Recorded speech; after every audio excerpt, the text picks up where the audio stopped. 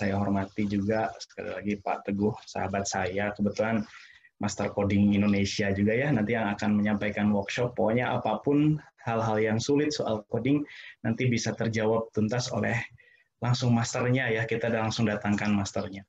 Ya, pada hari ini menarik sekali, sebetulnya ini cukup menantang juga ya, menantang untuk disampaikan dari sisi judulnya bahwa memang kalau bicara coding itu sekilas wah ruwet gitu ya, atau mungkin kurang menyenangkan, tetapi mudah-mudahan ada inspirasi nih yang ikut webinar pada pagi hari ini nanti sampai siang ya, menjelang siang, bahwa di dalam pengkodean itu memang sangat klasik ya, sangat klasik karena bukan ilmu baru tetapi ilmu ini terus update. Nah, tapi bicara judul hari ini memang lumayan berat nih, panitia memang suruh menyampaikan coding is fun. Jadi ada juga memang teman-teman kita yang memang nggak senang coding gitu ya, ada juga yang sulit dalam hal pengkodean kan gitu ya. Tetapi kita akan coba nanti ramu bahwa coding itu sebetulnya menyenangkan gitu ya.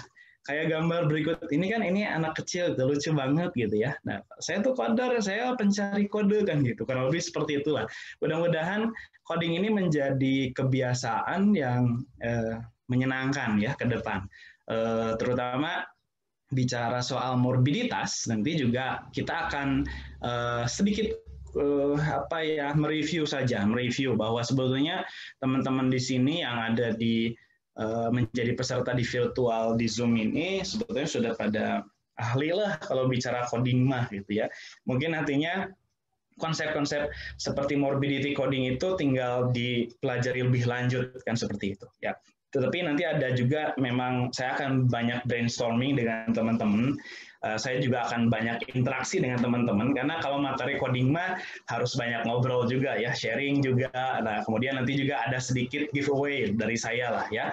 Siapa yang aktif gitu ya, siapa yang ngacung duluan bisa menjawab satu pemecahan soal coding yang simple saja, yang simple ya, nanti ada sedikit giveaway ya dari Formiki Jawa Barat. Gak usah khawatir, nanti giveaway-nya apa nanti di belakang ya.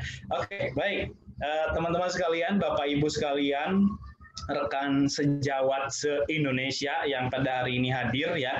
Tadi sudah diperkenalkan, nama saya Aris Susanto, kebetulan saya aktivitas di Rumah Sakit Pindad, juga saat ini masih diamanahi untuk menjadi ketua Formiki di Jawa Barat. Beberapa kontak juga bisa diakses ya. Mungkin kalau yang sering dengerin seminar saya, orangnya ini lagi gitu ya. Ya sudah deh, nggak apa-apa deh ya. Jadi mudah-mudahan tidak bosan ya. Karena di pandemi kita online, tetapi mudah-mudahan juga tetap ilmunya tetap nambah ya. Ada yang sambil kerja, kalau saya lihat gitu ya. Ternyata luar biasa antusiasmenya. Ada yang sambil ngedaftarin kali, ada yang ngasuh anak ya. Pokoknya kelihatan semuanya di sini ya. Dan luar biasa, saya sangat antusiasme kepada teman-teman. Terima kasih banyak ya atas kesediaannya untuk berbagi ilmu atau mungkin kesediaannya untuk sama-sama mengupdate ilmu ya. Mudah-mudahan ini ilmunya nggak update tapi mudah-mudahan terus di refresh gitu ya. Ya, pada hari ini tujuan pembelajaran di seminar online di pagi ini setidaknya memang lebih paham soal morbidity. Walaupun sudah paham, ya nggak apa-apa. Ya, kita lebih dalam pahami lagi atau mungkin merefresh lagi ya. Apalagi nanti yang ikut workshop, wah pasti lebih banyak dikupas oleh Pak Teguh ya. Langsung masternya tuh luar biasa ya. Sangat menyenangkan pasti. Kapan lagi waktunya ya? Kasus-kasus sulit lagi ya.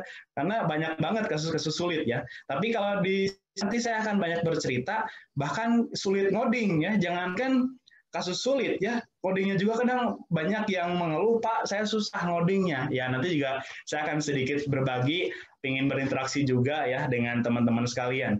Ya, tujuannya sebetulnya secara khusus kita akan masuk ke coding klinis dan mudah-mudahan coding klinis ini menjadi fun gitu ya. Fun itu kan menyenangkan. Mudah-mudahan coding ini jadi menyenangkan ya, sehingga pokok bahasannya dua saja ya. ada kodifikasi klinis, dan coding is fun. Mudah-mudahan seminarnya juga fun ya. Mudah-mudahan hari ini, pagi ini, tetap semangat di pagi ini walaupun ada yang sambil bekerja, tetaplah ya mencari ilmu itu penting, tiada batas. Karena sama saya juga harus banyak berguru dari para master ya kalau bicara soal coding. Ya, nanti saya juga akan ikut berguru dengan Pak Teguh ya, dengan beliau. Nah, baik. Ini saya ambil artikel dulu deh. Bahwa fenomena yang sekarang berjalan, ternyata ada artikel yang bilang pembayaran BPJS Kesehatan sering terhambat akibat salah coding. Ini teman-teman yang duduk di bagian klaim ya pasti sering menemukan ini. Apakah betul salah kan gitu ya? Wah enggak Pak, sebetulnya mereka yang suka nyalah-nyalahin gitu ya. Ya nanti itu sebetulnya di belakang ya. Cuman ini fenomena memang, fenomena. Terus juga ada tim kendali mutu, kendali biaya BPJS juga. Ini sebetulnya banyak juga memberikan rekomendasi. Rekomendasinya terkait apa? Karena ini juga berkaitan kalau bicara klaim ini pasti berkaitan dengan ICD ya. Walaupun hati-hati, ICD itu gunanya bukan hanya untuk klaim saja. Saat ini memang sedang trending topik, tetapi esensinya dari ICD itu sebetulnya kan kepanjangan ICD yang saja International Statistical. Berarti esensinya adalah untuk statistik, pelaporan statistik. Nah, untuk statistik juga sama, ternyata coding di Indonesia itu sudah diperhatikan di tingkat global ya. Ini saya ambil dari artikel Bloomberg Philanthropies bahwa ternyata kita itu melaporkan data sebab kecelakaan, khususnya ini kebetulan implementasinya di Kota Bandung ya. Rumah Sakit Kota Bandung itu melaporkan sebab luar kecelakaan, kode V. Kebetulan kecelakaannya kecelakaan transportasi darat. Dan ini ternyata menjadi concern untuk diambil atau sebagai pengambilan keputusan pelaporannya. Jadi laporan ini juga memperbaiki data kecelakaan yang tersedia bagi pejabat kota. Jadi kalau nanti di Kota Bandung mungkin akan banyak rambu-rambu atau akan banyak beberapa marka yang memang tujuannya adalah menyelamatkan pengguna jalan maksudnya ya. Kemudian juga nanti ini membantu mengisi celah dalam sistem pelaporan kecelakaan polisi. Walaupun polisi punya nih laporan kecelakaan, tetapi kalau dikomparasikan dengan data rumah sakit kan makin keren gitu ya. Polisi misalnya melaporkan kecelakaan di Jalan Soekarno-Hatta misalnya. Nah, dikomparkan siapa korbannya itu ada di data rumah sakit. Si A ini apa diagnosisnya? Kenapa kok dia kecelakaan? Kecelakaannya apa dengan apa? Apa versus apa, dan ini memang ternyata sangat berguna banget ya. Jadi jangan underestimate terhadap coding yang kita hasilkan, itu ternyata digunakan oleh para petinggi-petinggi ya, terutama ini bicara soal kecelakaan jalan raya ya. Nah memang punya kendala juga sih kita ya, kalau bicara aplikasi pencari kode, saya pernah browsing di Google Play Store gitu ya, kode yang muncul malah kode togel gitu ya. Ternyata nggak ada nih cara jitu mencari kode yang tepat atau cara jitu kode yang menyenangkan. Saya coba browsing di Play Store, nggak ada juga ya. Ada juga aplikasi yang lain yang agak makin nggak nyambung yo. Keda keras cowok dari cewek kan gitu. Entahlah aplikasi yang GJ ini. Pokoknya kata kunci kode itu ternyata belum ada di Play Store. Mungkin suatu saat nanti kita semua bisa menghasilkan gitu ya, aplikasi berbasis diagnosis dokter, tinggal search di Play Store dan hasilnya juga sangat akurat kan gitu ya. Nah ini bicara soal, ini baru prolog saja ya, baru prolog. Nah sekarang pertanyaannya, nah saya ingin tanya, kalau bicara kesehatan, memang dulu tuh kita punya visi Indonesia Sehat 2010. Apakah ini masih berlaku kan gitu ya? Karena sehat versi WHO itu kan state of complete physical, mental, and social well-being and not merely the absence of disease or infirmity. Jadi sehat itu ternyata nggak hanya soal sehat fisik, sehat mental, dan lain sebagainya. Nah, saya ingin nanya deh, sebetulnya kalau bicara sehat, sebetulnya kita nih profesi PMIK atau yang saat ini adik-adik hadir ya di tengah-tengah ini, sebetulnya PMIK itu bisa menyehatkan masyarakat Indonesia atau enggak? Nah ini silakan, saya punya polling ya, saya ingin tahu, silakan dipilih saja pollingnya. Saya akan buka sekitar 1 menit ya. Pertanyaannya, apakah PMIK bisa menyehatkan masyarakat Indonesia bahkan dunia? Ya, kan topiknya di slide ini saya baru membahas soal kesehatan. Ya, jadi bicara sehat, wah, nggak mungkin Pak, misalnya ya, kita kan nggak nanganin pasien, mana mungkin kita menyehatkan masyarakat. Paling yang menyehatkan masyarakat Indonesia, boleh silahkan dijawab. Ya, baik, waktunya tinggal beberapa menit, beberapa detik lagi ya. Saya buka polling ini sekitar 1 menit ya. Nah, jadi ternyata kalau ngelihat jawaban ini, wah banyak banget yang menjawab sangat bisa katanya ya. Ada juga yang ragu-ragu, nggak apa-apa ya, tidak apa-apa. Kok bisa PMIK menyehatkan masyarakat Indonesia bahkan dunia ya? Kalau dari berita tadi yang saya kutip dari beberapa artikel baik lokal maupun internasional, itu sebetulnya sudah ada clue ya. Ternyata kita tuh dalam tanda kutip ya, bisa kayaknya ya menyehatkan masyarakat melalui apa kan begitu ya. Baik, polling saya tutup ya. Nah, polling saya tutup dan saya tampilkan hasilnya di layar Bapak Ibu ada ya. Nah, ternyata banyak yang menjawab sangat bisa. Ada 88% yang menjawab sangat bisa. Ada juga yang masih ragu-ragu. Oke, ya. Nggak apa-apa ragu-ragu juga ya. Berarti ragu-ragu itu ada yang sangat bisa, ada yang mungkin tidak bisa ya. Baik, kalau begitu kita lanjut saja. Nah, ternyata kalau lihat situasi sekarang, apakah Indonesia sudah sehat? Apalagi era pandemi gini ya, boro-boro sehat gitu ya. Ternyata memang tidak mungkin. Apalagi menjalankan visi Depkes masa lalu, nih Indonesia Sehat 2010 katanya. Apakah bisa Indonesia Sehat 2010 kan gitu ya? Ini visi Depkes zaman dulu, tapi sekarang kan tidak lagi Indonesia Sehat 2010. Nah, logo ini dulu sempat gencar ya. Ternyata 2010 Indonesia belum sehat. Mungkin maksudnya adalah 2010 Hijriah kali ya, kali itu juga kan saya nggak tahu ya. Mungkin yang menyusun visi misi mencanakan seperti itu. Nah, sekarang kita langsung ke skala global. Sekarang saya mulai agak berani nih. Ternyata kita tuh punya kompetensi demi terwujudnya SDGs atau Sustainable Development Goals. Salah satunya adalah good health and well-being. Jadi kehidupan yang memang punya kesehatan ya di kehidupannya, kemudian juga bahagia gitu. Nah, mewujudkan ini dari mana? Sebetulnya mewujudkan ini itu dari kompetensi.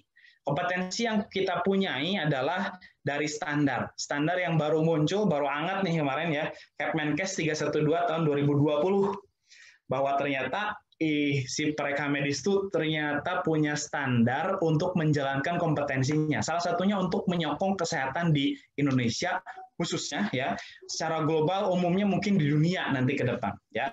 Kompetensi ini menggantikan standarnya, maksudnya standar kompetensi ini menggantikan Kepmenkes 377 tahun 2007 ya.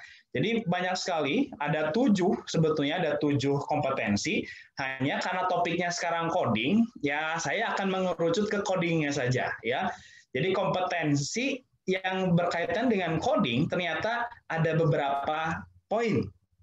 Kita salah satunya adalah keterampilan klasifikasi klinis, kodifikasi penyakit, dan masalah kesehatan lain, serta prosedur klinis. Artinya kompetensi ini coding. Kompetensi coding punyanya siapa? Kalau tadi kata Kepmenkes, punyanya kita, punyanya PMIK. Jadi kalau ada pertanyaan, Pak, di tempat saya codingnya bukan oleh PMIK, Pak. Ternyata oleh orang lain misalnya. Nah, itu silakan nanti tinggal disosialisasikan bahwa sebetulnya bicara standar kompetensi, maka nanti bicaranya wewenang. Kayak misalnya saya bisa nyuntik gitu ya, tapi saya tidak berhak untuk nyuntik si pasien. Walaupun saya sudah terampil, karena ada framing kompetensi dan kewenangan di sana. Ya, baik kita lanjut. Komponen kompetensi yang pertama, menurut Kepmenkes 312 tahun 2020 itu sebetulnya harus paham dulu konsepnya. Ya, konsep apa? Konsep coding. Baik coding ICD maupun coding prosedur, baik penyakit maupun prosedur gitu ya, dan masalah kesehatan lain. Di dalam memahami konsep, maka kita akan kenalkan atau kita akan kenali petunjuk standar. Gimana sih cara menggunakan ICD? ICD itu untuk apa sih? Kemudian juga nanti struktur. Ada bab, ada karakter ketiga, keempat, dan lain sebagainya. Lalu di dalamnya juga kita pahami juga jenisnya. Ternyata klasifikasi ini banyak banget jenisnya. Ya, apalagi kalau kita buka nih, WHO punya keluarga klasifikasi, gitu ya. Family International Classification. Jadi ini keluarga klasifikasi dari WHO. Ternyata bukan yang buku hijau saja. Gitu. Bukan hanya buku hijau nih, tetapi juga yang terlihat adalah ada ICF, ada ICHI kan gitu. Nah, ada juga ICDO. Nah, ini untuk kanker gitu ya. Kemudian juga ada ICDDE, mungkin nanti ke depannya ICPC kalau yang bekerja di puskesmas akan terimplementasikan. Nah, ternyata ini banyak banget. Ya, klasifikasinya banyak banget. Mungkin di kampus kita dulu, saya nggak belajar, kita hanya belajar ICD-10. Nah, tambahan ilmunya tentunya harus dicari, kan begitu ya. Harus dicari melalui beberapa diklat, workshop, atau seminar-seminar. Ya, tadi kita kenali klasifikasinya. Terus kompetensi yang kedua, bisa menggunakan. Setelah kenal, ICD-10 itu untuk cancer, ICD-10 untuk penyakit, ICD-9 CM misalnya yang volume 3-nya untuk prosedur, ICHI untuk prosedur dan lain sebagainya ya. Nah, ini mampu juga menggunakan ya. Menggunakan dalam sisi misalnya contohnya nih kemudian ini yang klasik banget ya, mungkin dimiliki oleh sejuta umat nih software ICD ini ya. Tahun 2005 tapi masih dipakai di beberapa instansi ya.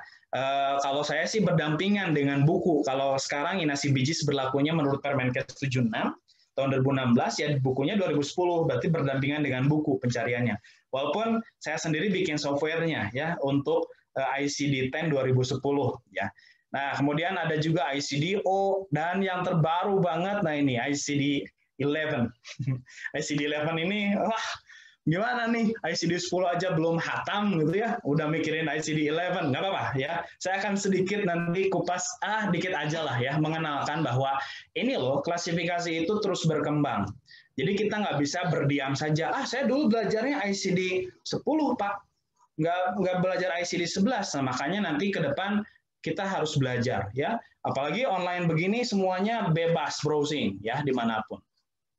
Tadi mampu menggunakan. Yang ketiga, mampu memahami. Kebetulan klasifikasi ini juga bisa digunakan untuk sistem pembiayaan pelayanan kesehatan. Nah, ini yang menjadi dasar ICD buat cari duit, Pak, katanya betul ya, karena memang ICD kita itu nanti kodenya menghasilkan rupiah. Jadi ibaratnya kasarnya begini, rupiah ada di tangan coder, rupiah ada di tangan si pengkode, nanti mah begitu ya. Mau pakai cie juga silahkan ya, terserah Anda pokoknya mah. Nah, ketika mampu ini digunakan di dalam sistem pembiayaan, mungkin nanti kenal ya, di rumah sakit ada V-claim, kalau di puskesmas atau di klinik nanti ada P-care, itu kan bicaranya adalah sistem pembiayaan. Kalau di PPK 1 kan kapitasi, tapi kan juga dia menghitung ada proses codingnya kan gitu ya.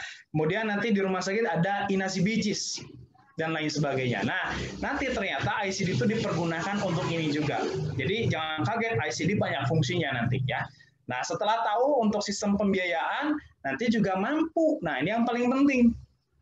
Mampu memahami, membuat, dan menyajikan statistik dari si codingnya, gitu ya. Ini akan menjawab tadi pertanyaan yang masih ragu-ragu. Jadi berawal dari kompetensi coding ICD-mu, maka kita akan bisa menyelamatkan banyak orang. Ini realita, ya realita. Kenapa? Saya kebetulan tinggal di Bandung. Kebetulan ada Pak Teguh juga di sini, ya, yang jadi narasumber workshop atau pelatihan coding Rumah Sakit Sekota Bandung ya. Saat itu kita concern di dalam pemanfaatan data sebab luar kecelakaan, sebab luar morbiditas maksudnya ya, data kecelakaan. Ternyata data kecelakaan yang sudah kita coding itu dimanfaatkan oleh pemerintah Kota Bandung. Untuk apa? Untuk perbaikan infrastruktur, kemudian nanti juga peraturan-peraturan dan concern terhadap kematian akibat kecelakaan jalan raya yang dilaporkan oleh siapa? Oleh kita. Jadi betapa berartinya nih kita dalam tanda kutip tadi menyelamatkan banyak orang oleh data, kan gitu. Jadi misalkan nih datanya hasilnya seperti ini, yang cedera 77%, kemudian pejalan kaki yang celaka ada sekian persen, tabrakan motor dengan motor. Ini datanya dari mana coba? Kalau bukan dikomparasikan dengan laporan kecelakaan dengan si ICD yang kita laporkan, ya. Waktu kuliah mungkin pernah belajar atau masih ingat gambar ibu-ibu ini gitu ya.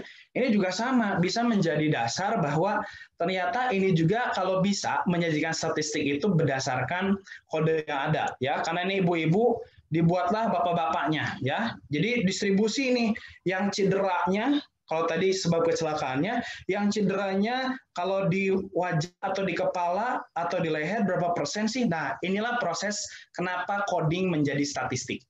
Kan enak gitu ya. Oh, ternyata banyak yang cedera itu yang persenannya banyak, misalnya di daerah kaki misalnya, atau mungkin di daerah kepala karena rata-rata pengguna motor itu ternyata banyaknya jatuh terus kepala dulu yang jatuh kan gitu ya, misalnya seperti itu ya.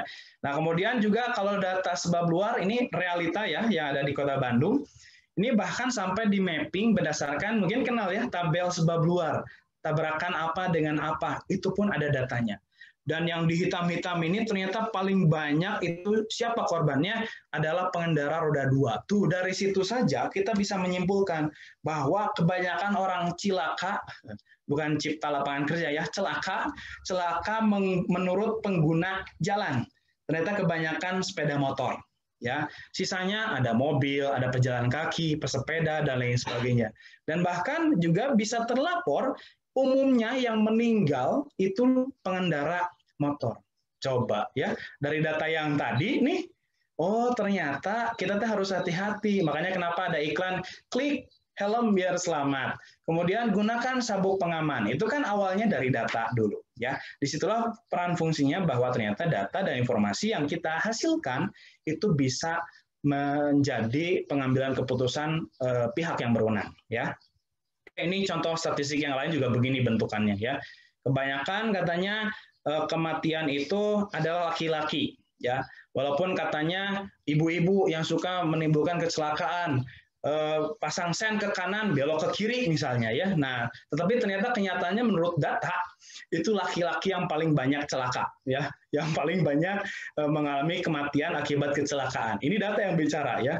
Apakah ini dijadikan faktor? Iya, itu gara-gara ibu-ibu yang belok sen pasang sen kanan belok ke kiri jadi bapak-bapaknya celaka. Ya nggak tahu ya, saya tidak mendiskreditkan ibu-ibu lah pokoknya. Itu kan katanya ya. The power of ma itu memang kadang bermain di jalan itu. Nah, yang terkini COVID-19 ya. Ternyata kita juga ya pelaporan datanya sampai ke dunia. Jadi dari data yang ada kan kita tuh mulai melaporkan dulu sebelum ada versi 2 ya, laporan COVID-19 versi 1 itu melaporkan sampai detail diagnosisnya. Diagnosis ini kan ada yang kasus terkonfirmasi, ya, kemudian ada juga yang kasus suspek atau juga kasusnya dia diskardit, itu kan dilaporkan. Nah, berarti artinya dalam tanda kutip tadi kita bisa menyelamatkan banyak orang dari data yang ada. Ditambah lagi nih, ini revolusi ICD 10 ke ICD 11 tuh nggak terhindarkan ya. Ini ada video dari WHO ya, barangkali nanti teman-teman bisa dengarkan ya. Video ini sebetulnya penting bahwa ternyata ini yang akan nanti menjawab pertanyaan teman-teman. It all starts with the code. It doesn't look like much, just a few letters and numbers. But it's a very important code because it's about a person's health. It's about a pregnancy, a birth, a disease, an injury, an outbreak, a death. It's a code with a long and winding journey. It starts with one person in one hospital or clinic. But it doesn't end there.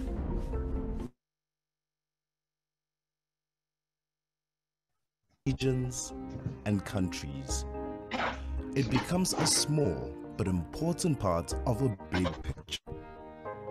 It's used to monitor the health of populations large and small, to plan how services are delivered and resources are allocated, to help diagnose diseases and detect changing disease patterns. And where does this code come from? The International Classification of Diseases, or ICD. ICD is a common language used all over the world by doctors, nurses, policymakers, researchers, and many others to classify diseases and conditions so they have the best possible picture of everyone's health. Around the world, more than 100 countries use ICD to record the reasons people die, to monitor the health of their populations, and to help make financing decisions about their health systems. The world needs better health data, and ICD is delivering it. It's another way the World Health Organization is building a healthier world. Baiklah, jadi dari video WHO barusan itu sebetulnya WHO itu betul-betul mengandalkan ICD sebagai data dan pengambilan kebijakan akan kesehatan di dunia. Ya, jadi ternyata ICD kita tuh terpakai sampai level internasional bahkan dunia. Ya, jadi nggak usah ragu-ragu lagi ya. Kita sebetulnya secara tidak langsung menyehatkan dan menyelamatkan seluruh umat manusia yang ada di muka bumi. Ya, karena penting untuk pelaporan, pemantauan penyakit tadi ya, kemudian membandingkan dari dan berbagi data untuk analisis dan ujung-ujungnya adalah untuk pengambilan keputusan. Ya, ICD-11 sebetulnya nanti akan rilis tahun 2022 ya, Januari 2022. 2 tahun lagi akan rilis ya.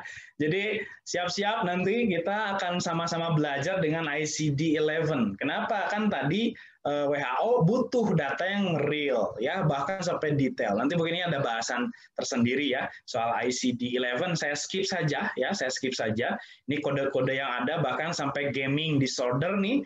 Itu kan belum ada di ICD 10-nya ya. Ini sudah ada di ICD-11. Kodenya 6C51. Loh, kok bukan C duluan, Pak, tapi 6C51. Ya, ini memang strukturnya saja berbeda ya. Jadi memang kalau berkembang maka ICD itu terus-menerus sesuai dengan perkembangan ilmu kedokteran ya. Kemudian juga ICD sebetulnya berkembang sebagai klasifikasi praktis. Ini kata WHO begini.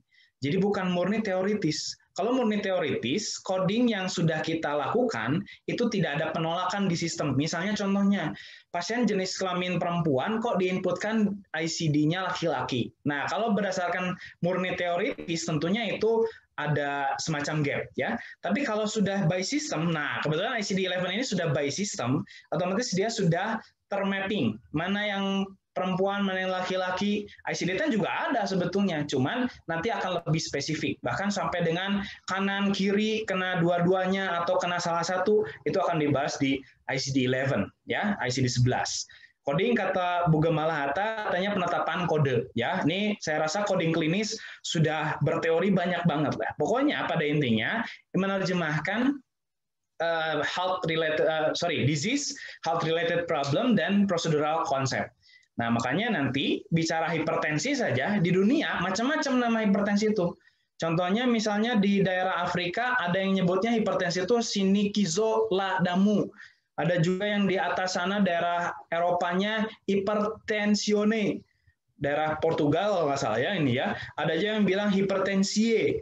Ada juga daerah Brazil dan daerah Argentina hipertensao dan lain sebagainya. Indonesia juga kan macam-macam ya. Nyebut hipertensi aja ada yang hipertensi, ada yang disingkat HT, HTN, darting ya, darah tinggi maksudnya ya. Nah, ini ambekan, ngamukan meureun ya. Nah, ini jadi sampai penamaan saja nggak standar, tetapi dengan adanya ICD itu semuanya distandarisasi namanya sama ya. Bicara darting ya ini sebetulnya ada juga ya kasus ya. Momen tersebut pun sempat terekam video hingga akhirnya viral di media sosial. Dalam video itu tampak sang karyawan yang merupakan seorang wanita sedang tertunduk karena dimarahi oleh bosnya. Ya, karena bikin darting nantinya ya. Juga penyakit rakyat ini kan butuh dikode karena bahasanya macam-macam.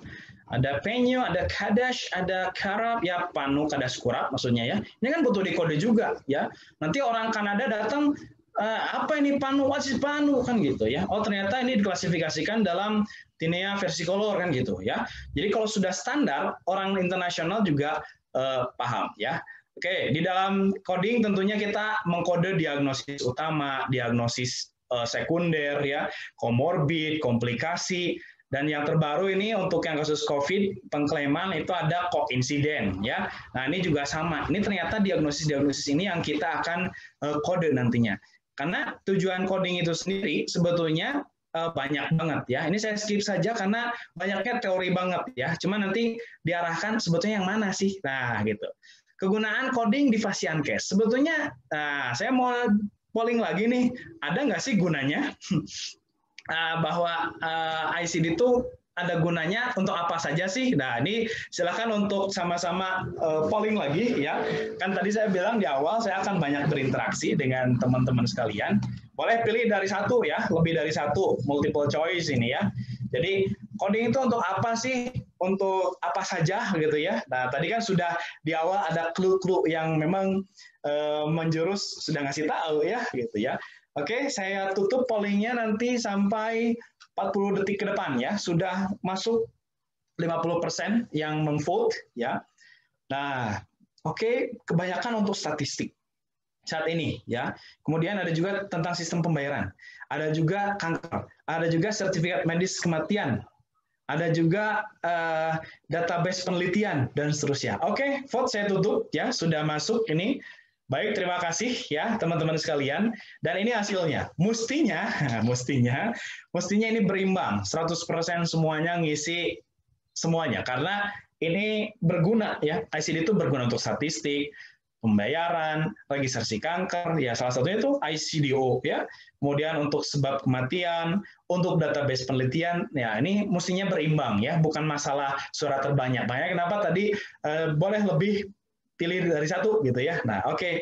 Baik, terima kasih teman-teman yang sudah berinteraksi pada pagi hari ini ya. Jadi betul adanya bahwa coding ini kegunaannya macam-macam ya. Kan kita tahu bahwa coding itu salah satunya adalah untuk proses pengolahan data dan pelaporan. Pelaporan di rumah sakit saja contohnya.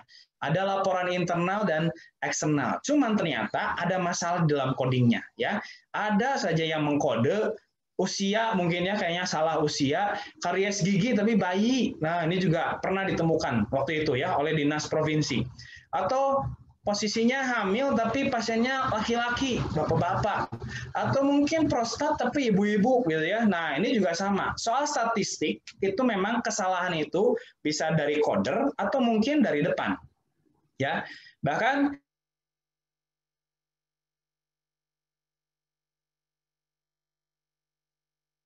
kemudian ada juga kode kelahiran normal. Nah, boleh nggak sih sebetulnya kode lahir normal jadi untuk 10 besar penyakit atau ranking penyakit? Nah, sebetulnya ini yang perlu diperhatikan ya, soal kode, ibu melahirkan, normal, bayi baru lahir, kondisi sehat, kontrol, imunisasi, itu tidak dimasukkan ke dalam ranking penyakit. Kata siapa? Nih, kata Juknis SIRS tahun 2010 ya. Bisa dilihat di Permenkesnya 1171 tahun 2011. Nanti lihat saja halaman 46 sampai 47 yang menyatakan bahwa kalau nanti bikin ranking penyakit ya, tidak perlu dimasukkan nih ibu normal, melahirkan normal gitu ya, bayi baru lahir dan seterusnya. Ini kalau bicaranya statistik. Tapi tidak salah kalau seandainya pengen tahu ibu melahirkan ada berapa kasus ya, munculkan saja. Tetapi untuk pelaporannya di ranking penyakit itu diinstruksikan menurut regulasinya ya seperti ini ya. Oke, lanjut lagi. Pernah juga dapat kasus bapak-bapak keputihan ya. Memang ini kasus juga real ini. Dokter tuh nulisnya disingkat P alba, diasumsikan kodernya itu ternyata floor albus, keputihan kan gitu. Jadi otomatis dia ngodingnya floor carinya. Kodenya N89.8. Padahal ini kode untuk perempuan ya. Nah, karena sistemnya tidak menolak, jadi salah. Padahal ICD juga sudah punya untuk kepentingan quality control, itu ada kategori yang dibatasi oleh satu jenis kelamin. Ya. Untuk cowok saja, untuk cewek saja, ini kodenya sudah tersedia. Ya. Bahkan sistem yang saat ini hanya sharing saja ya, di tempat saya itu pada saat pengkodean, ini contoh ya, pasiennya Arsusanto, jenis kelaminnya laki-laki. Nah, sistemnya pada saat diinputkan kode yang ya N89.8 keputihan itu langsung menolak pasien perempuan ya. Jadi sebetulnya nggak boleh nih. Ini untuk kode kasus perempuan saja ya. Jangan sampai si Aris ini kasusnya nanti dilaporkan ke Kemkes bahkan WHO keputihan gitu ya. Nah, itu tidak boleh ya karena melanggar hukum namanya. Melanggar kodrat juga ya. Bisa jadi kesalahan itu dari frontliner ya, sumber awal pelaporan itu kan dari frontliner. Makanya kenapa frontliner ini harus menghindari GIGO. GIGO itu garbage in, garbage out. Kalau yang masuknya sampah, maka keluarnya sampah. Diupayakan jangan sampai salah ya. Ini pasiennya ngantri di belakang kan gitu ya. mungkin karena antrian ini dia tidak fokus gitu, ya tidak fokus dalam bekerja.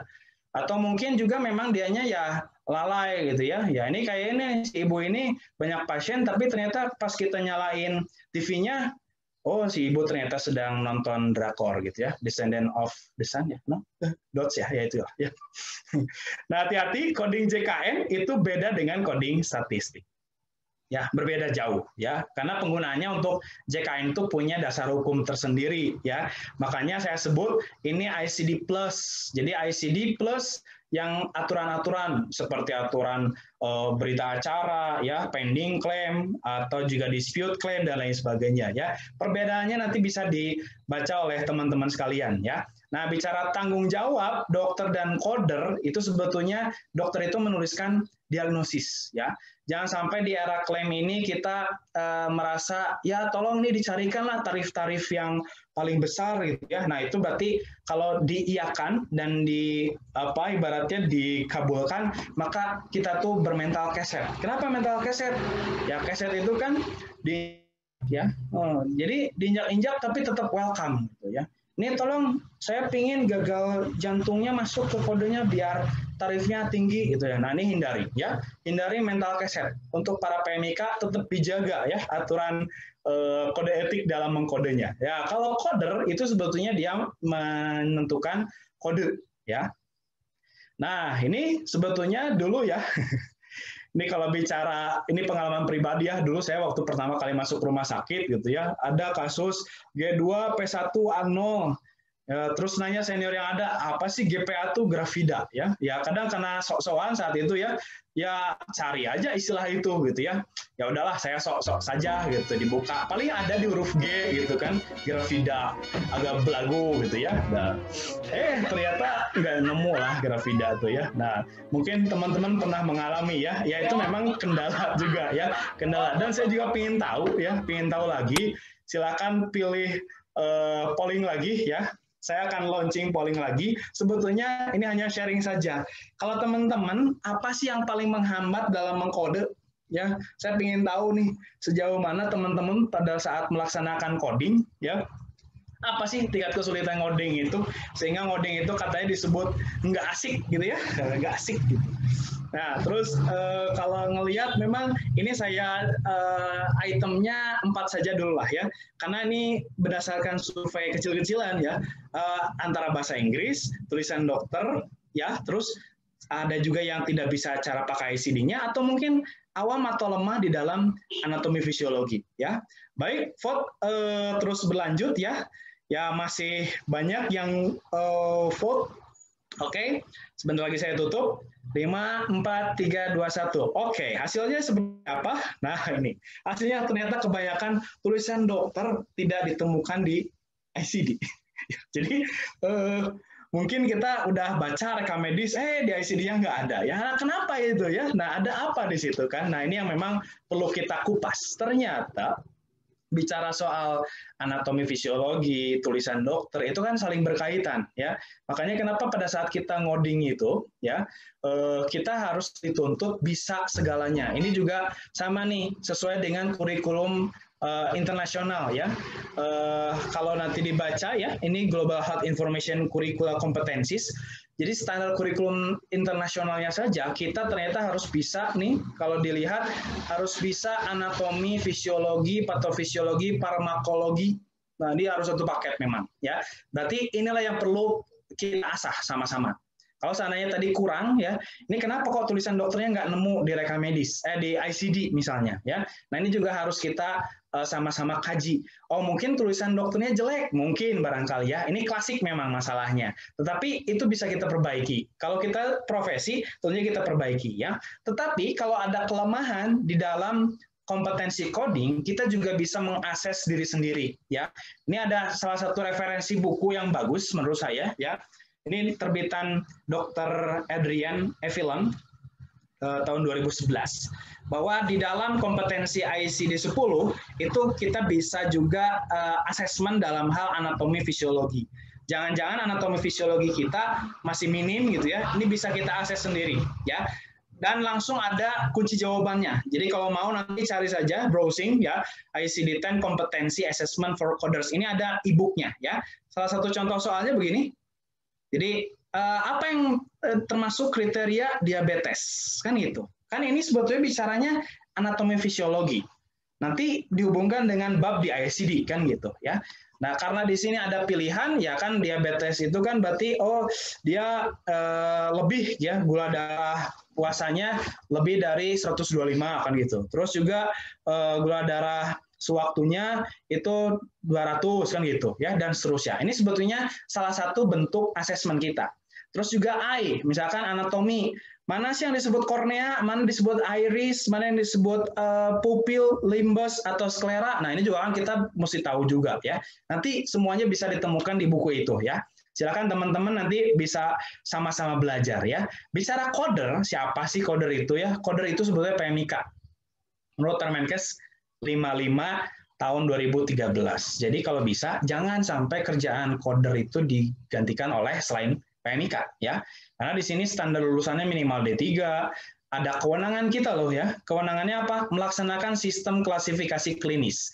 Kata siapa? Kata Permenkes. Permenkes tentang pekerjaan prekamedis. Jadi kerjaan prekamedis itu ini salah satunya ya. Karena kita akan mengklasifikasikan tulisan-tulisan indah ini kan gitu ya. Kan tadi mencari tulisan ini di ICD nggak nemu, betul ya. Terus bahkan kita mengklasifikasikan ada bedanya tifoid dengan tipes. Kalau tifoid di A01, tipes A75 kan gitu. Atau bicara failure saja, gagal ginjal, kita tahu gagal ginjal kodenya N19. Tapi kalau disertai dengan hipertensi, kan beda lagi kodenya kan gitu. Tapi kalau coding yang biasa-biasa aja, berapa gagal ginjal? N19. Berapa hipertensi? I10 kan gitu. Jadinya 2 kode, padahal ini dikombinasikan kan gitu. Makanya kenapa tingkat kesulitannya tinggi dan ini merupakan pekerjaan profesi ya. Apalagi kita dihadapkan dengan catatan-catatan seperti ini ya, yang tidak informatif atau mungkin yang tadi ya tulisannya bagus banget ya. Ini kasus partus melahirkan gitu ya, ditulis partus maturus tapi kok tulisannya koyong ini gitu ya, kok kayak gini gitu. Nah, ini juga sama ya, banyak kasus. Terus baca rekam medis, katanya kalau diagnosis nggak jelas, coba baca perjalanan penyakit. Ternyata perjalanan penyakitnya cuma tulis coba gini aja ya. Sama dengan perintah dokter dan pengobatan, cuma gitu doang ya. Nah, ini juga bermasalah rekam medis ya, berarti ya. Nah, artinya ini harus dievaluasi.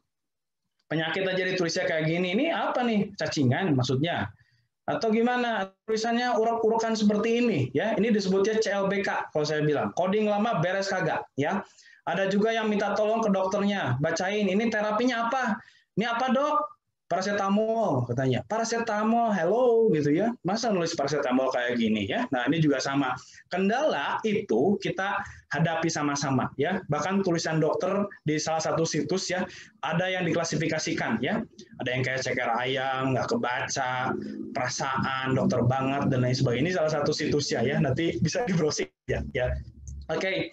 Nah, kalau seperti itu maka kewenangan kita juga ya, nanti kita laksanakan evaluasi rekam medis supaya codingnya menyenangkan. Kalau tulisannya bagus, nanti kan codingnya juga lancar ya. Bilang sama Dilan bahwa yang berat itu bukan rindu, tapi baca tulisan dokter tapi belum nemu-nemu kodenya ya. Nah, ini kan selama ini mungkin ya kita menganggap Tuhan dan Mbah Google yang tahu. Tapi kalau urusan coding, saya sarankan jangan pernah cari ke Google ya, tapi carinya ke coder ya. Karena kalau bicara diagnosis nanti seperti apa coder itu ya, mencarinya sistematis banget kayak tadi itu failure renal N19. Tapi kalau ada hypertensionnya pindah kodenya jadi I12 kan gitu. Nah, pertanyaan selanjutnya adalah apakah coding ini menyenangkan apa enggak sih gitu ya. Nah, coba saya polling lagi deh, pingin tahu coding menyenangkan nggak sih ya bagi teman-teman rekan sejauh semua ya.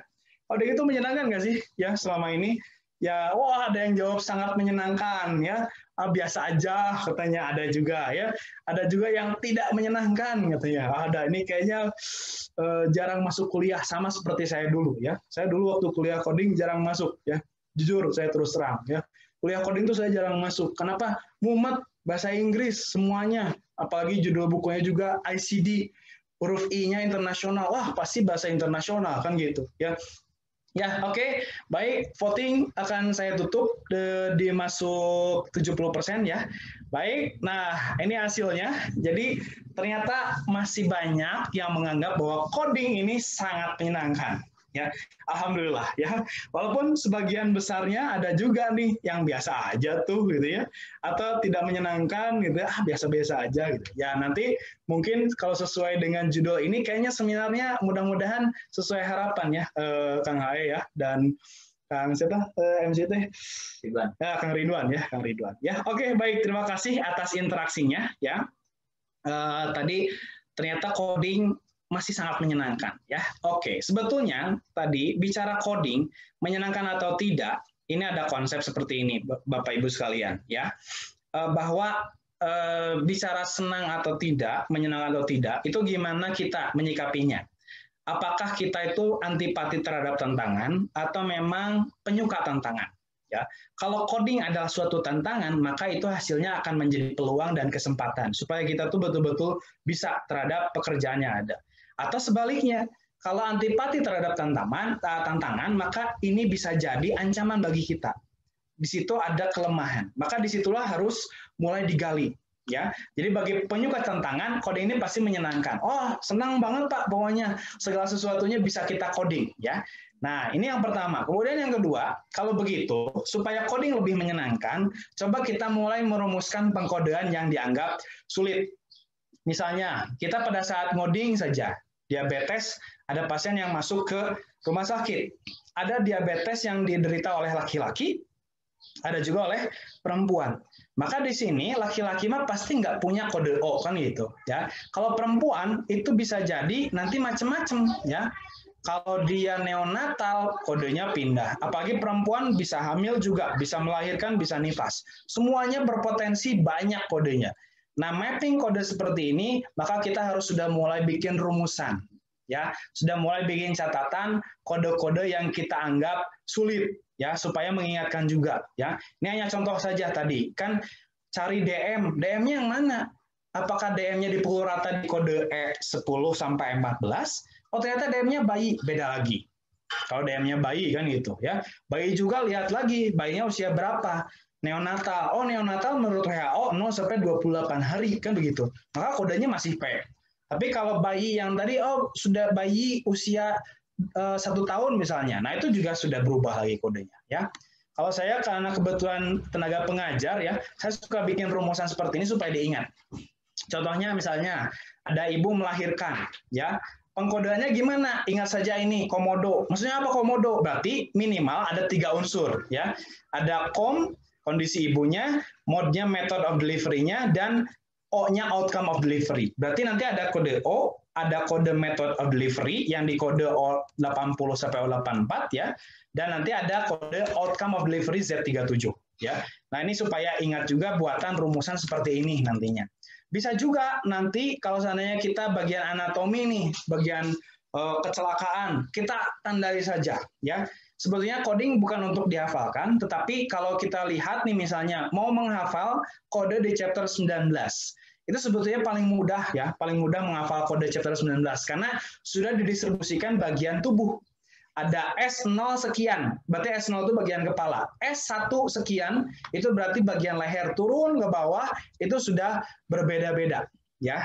Nah, di sini pola codingnya juga yang relatif sama karena ini bicaranya adalah injury, maka kalau dilihat ya, ini kalau dilihat superficial injury of head. Oh, berarti kita lihat saja head itu tadi ada di S0. Berarti nanti kode superficial injury of head itu pasti kodenya S00 gitu ya.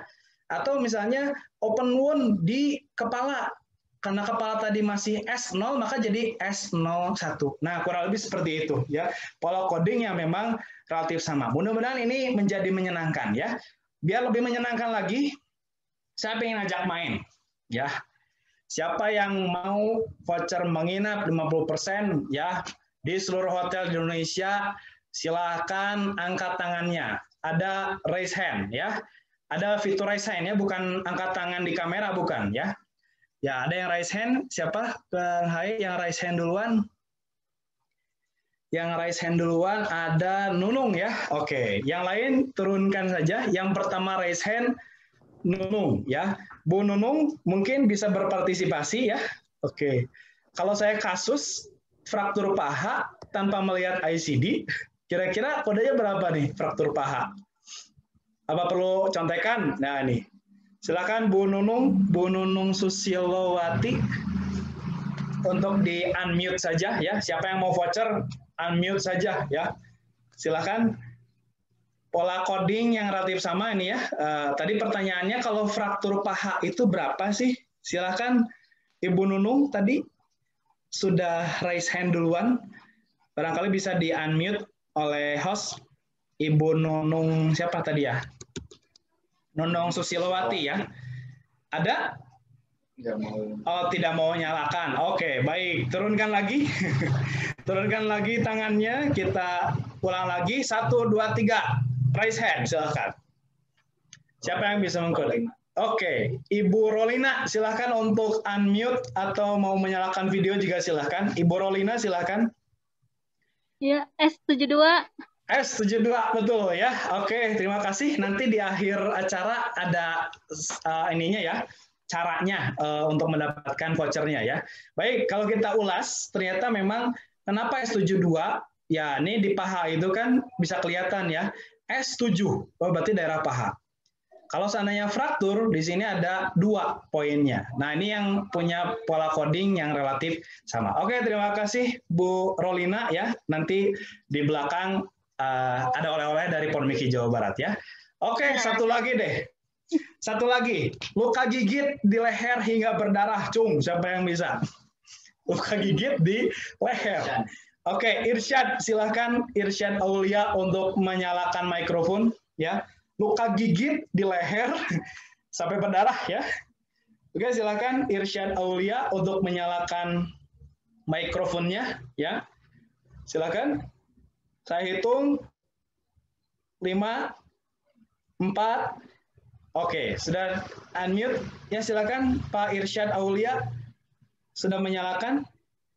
Oh, tidak nyala ya kayaknya ya. Apakah digugurkan saja nih? Halo?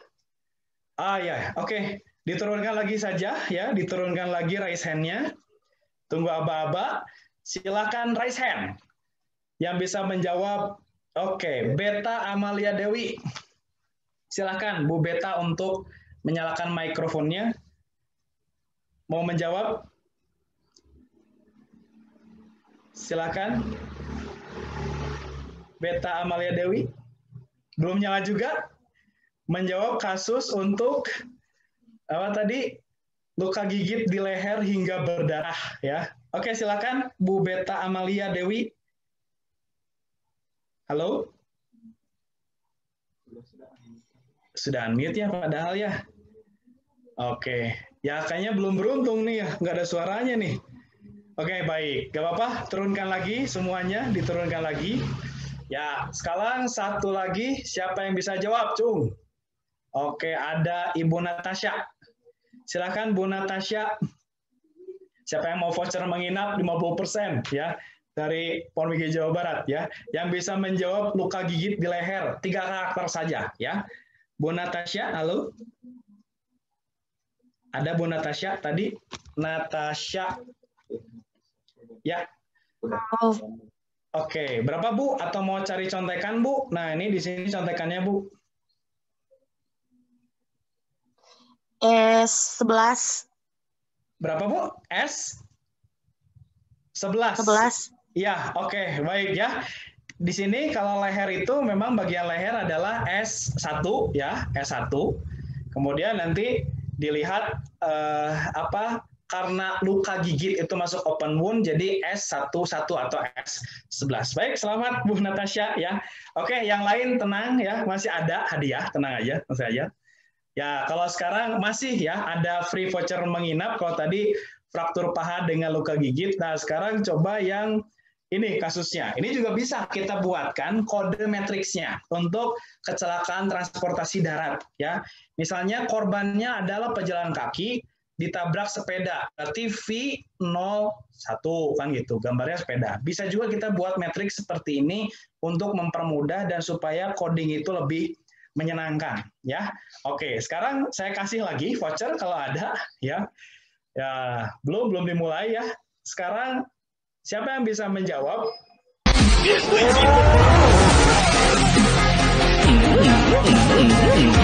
Silakan dengan mobil. Silakan siapa yang bisa jawab? Lutfi, ya silakan untuk Lutfi siapa? Muhammad Faisal. Ya silakan Kang Lutfi. Motor dengan mobil. Korbannya adalah pengendara motor. Lihat contekannya dulu, Pak. Oke, lihat contekannya dulu. Oke. Motor dengan mobil. Pengendara motor dengan atau menabrak mobil. Kendaraan motor menabrak mobil ya. 5, 4, V2, 3, V24. Berapa? V24. Ya, kurang tepat ya. Kurang tepat. Oke. Masih diundi. Ya, turunkan lagi. Raise hand-nya turunkan lagi. Cepat-cepat ya. 1. Ada yang mencuri start. Jangan dulu. Ada yang mencuri start. Diturunkan lagi. 1, 2, 3. Silakan. Dea Anggraini. Ya, silakan. Silakan untuk menyalakan mikrofonnya. Ya. Berapa kode untuk korban pengendara motor tabrakan dengan mobil? Tadi jawabannya berapa? V berapa? V23. V23 ya? Betul ya? 23. Ya, oke, betul ya. Jadi V23. Ya. Oke, siap. Ya, terima kasih ya. V23. Nanti bagi pemenang ada voucher menginap ya. Oke, saya kasih soalnya deh satu lagi deh kalau gitu ya. Saya ambil dari Google Street View. Ini kejadian yang real dan nyata ya, real dan nyata. Case-nya adalah, nah ini dia ya. Kira-kira ini kodenya berapa ya? Kasus untuk mana ya? Ya yang ini ya. Oke. Berapa kodenya? Oke, berapa kodenya? Silakan raise hand. Ibu Beta lagi. Ibu Beta kayaknya tadi sudah ya. Bu Beta, yang lain silakan. Yang sudah dapat jangan ngambil lagi ya. Oke, silakan yang lainnya. 1, 2, 3. Oke, Riza Dwi Yuliani, silakan di-unmute. Dari gambar kasus ini, pengendaranya jatuh kebetulan ya. Pengendara motor jatuh di situ. Mau lihat contekannya? Iya. Oke, kita lihat contekannya dulu. Nah, kendaraan roda 2, tapi dia jatuh ya. V22. Oke. Berapa? V22. V22 kurang tepat ya, kurang tepat. Oke, turunkan lagi semuanya, raise hand-nya. Oke, saya hitung 1, 2, 3. Ya, silakan. Tiara Ayu Pratama. Ya, siapa yang mau voucher menginap nih? Tiara Ayu Pratama. Yang tadi pengendara motornya jatuh dia ya. Yang mana kira-kira? V29, Bapak. V29 atau kurang V28 tepat. ya? V28. Yang mana jawabannya? Berapa? V28. V28 ya, oke, nggak apa-apa ya. Jawabannya sebetulnya V28, kecelakaan yang non tabrakan ya. Oke, baik, terima kasih ya sudah berpartisipasi. Masih mau lagi ini? Oke, kayaknya masih mau lagi ya. Ya, yang terakhir Tiara ya. Oke, sekarang dari gambar Google Street lagi ya. Oke, kayaknya diturunkan lagi. Saya belum hitung ya, saya belum hitung. 1, 2, 3. Ya, silakan. Ya, siapa? Listiana. Oke.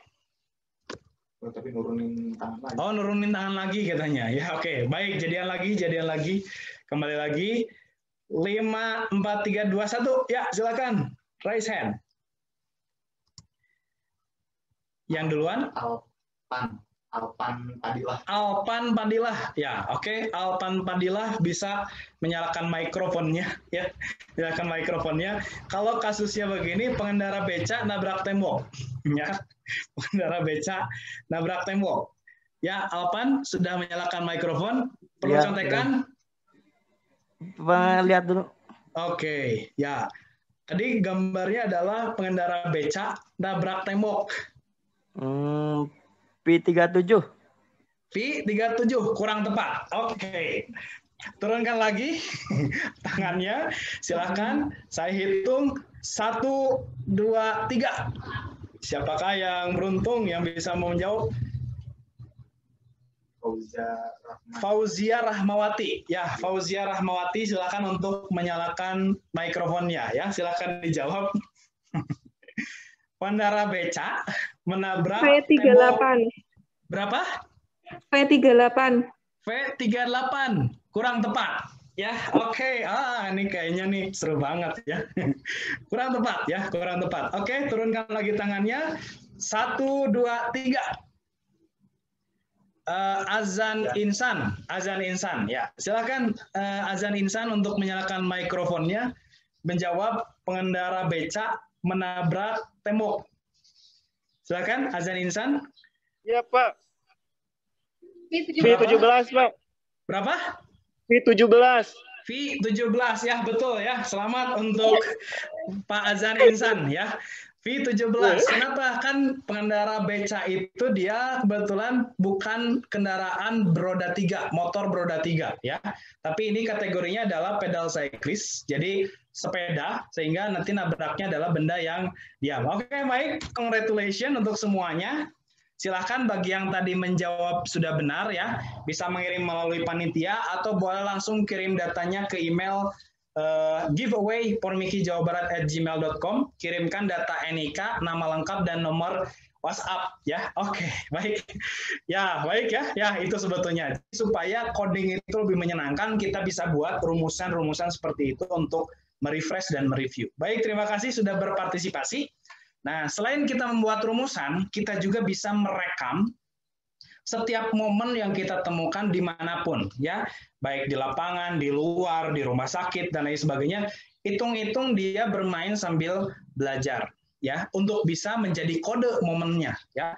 Kan banyak ya momentum yang bisa menjadi kode ICD sebetulnya, banyak banget ya. Jadi kadang saya sebut ini pengen ketawa tapi takut ngoding gitu ya. Jadi bukan takut dosa, takut ngoding. Coding aja lah, walaupun pengen ketawa, ngoding aja. Ya misalkan ya, kita fobia terhadap hewan kan gitu. Fobia serangga atau fobia hewan. Nah, kan kita bisa saja nih kode video ini kemudian dicari dari fobia, kemudian nanti ke animal ya. Nah, ini kurang lebih seperti ini kalau kita menemukan momen-momen seperti itu ya. Kebetulan ini tidak dikuiskan ya, yang tadi sudah selesai untuk giveaway-nya. Yang ini hanya kita refresh saja ya. Atau mungkin ada kasus nabok tiang gawang atau memukul tiang gawang gitu ya. Nah, ini juga kita bisa cari melalui contact with support equipment ya. Kodenya akhirnya nanti didapat W21. Poin 3-nya place code-nya. Kebetulan di area area olahraga ya. Nah, itu memang kode-kode yang bisa kita gunakan kalau seandainya kita menemukan momen tertentu supaya lebih menyenangkan, supaya lebih fun, itu kita bisa bermain sambil belajar ya. Juga bisa juga kode dijadikan candaan ya. Kan sekarang musimnya PSBB ya. Pernah sayang tapi belum berjodoh misalnya ya. Nah, ini juga kan ada kodenya. Berarti pernah sayang belum berjodoh, oh ya udah hidup sendiri lagi saja ya. Ini punya kode kan di ICD-nya, kodenya Z60.2 ya. Dan yang saya bikin gagal fokus dari pantat truk ini, I'm not father katanya ya. Saya not enggak father papa, jadi aku enggak papa. Nah, jadi bagi yang sekarang masih status living alone, I'm not father, aku enggak papa ya. Selamat tegar ya pokoknya lah. Oke, lanjut lagi. Bisa juga misalnya kita ketergantungan hand scrub berbasis alkohol. Ya ini terus aja gitu ya, hand scrubnya ditambung gitu ya, obatnya dia ketergantungan alkohol kan gitu ya. Nah, ini berarti ada addiction gitu. Ada addiction terhadap alkohol. Bisa kita kode juga F20. Ini hanya joke ya, ini hanya joke saja. Terus misalkan yang sekarang sedang suasana demo, ini taruhnya jika jadi terpukul oleh polisi. Nah, si ibu ini kebetulan hanya mengambil sendal saja ya, tapi alhamdulillahnya tidak ditabok oleh polisi ya. Tapi kalau ditabok oleh polisi, kita bisa saja nanti carinya pada saat polisi yang sedang berdinas ya, itu nanti di kode Y35. Tapi kan nggak jadi ya, karena nggak jadi di kode, nggak jadi dipukul, jadi ya udah deh ya, kodenya nggak ada berarti. Tapi kalau jadi ya silahkan ya. Bahkan musim sekarang kan, yang dulu sempat viral itu ya, ospeknya ini tidak bisa dijangkau di sekolah, jadi akhirnya ospek online kan gitu ya. Ospek online kan. Mana talinya? Berdiri. Ini saya pakai kok tali pinggang. Tali pusar. Niat nggak sih ikut ospek? Niat. Yang keras. Niat. Nggak dibaca tata tertibnya. Siapa yang suruh duduk? Ngapain handstand? Rambut udah kribo, nggak mau dicukur. Gimana mentalnya mau jadi? Itu siapa pembantunya ngintip-ngintip? Mentang-mentang di rumah, kamu pikir saya takut? Kamu bawa pembantu. Aku nih loh. Papa, mau pergi perang ya, Pak? Siap, ya. Pembantu negara rupanya.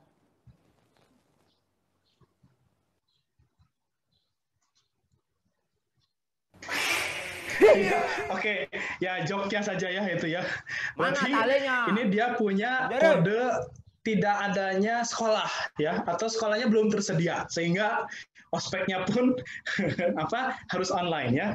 Oke, baik. Nah, itu ya. Jadi membuat rumusan, kemudian juga selain itu supaya codingnya lebih fun, kita juga implementasikan bisa dijadikan joke juga ya, supaya betul-betul merefresh kode yang kita cari ya nantinya. Dan memang paling intinya adalah tidak cepat puas diri ya. Coding itu belajar sepanjang hayat. Jadi jangan pernah berhenti belajar pada intinya ya. Jadi banyak belajar dari orang-orang sukses, banyak konsultasi kepada ahli gitu ya. Para master coding nantinya, misalnya nanti Pak Teguh tuh, itu bisa nanti banyak belajar dengan beliau ya.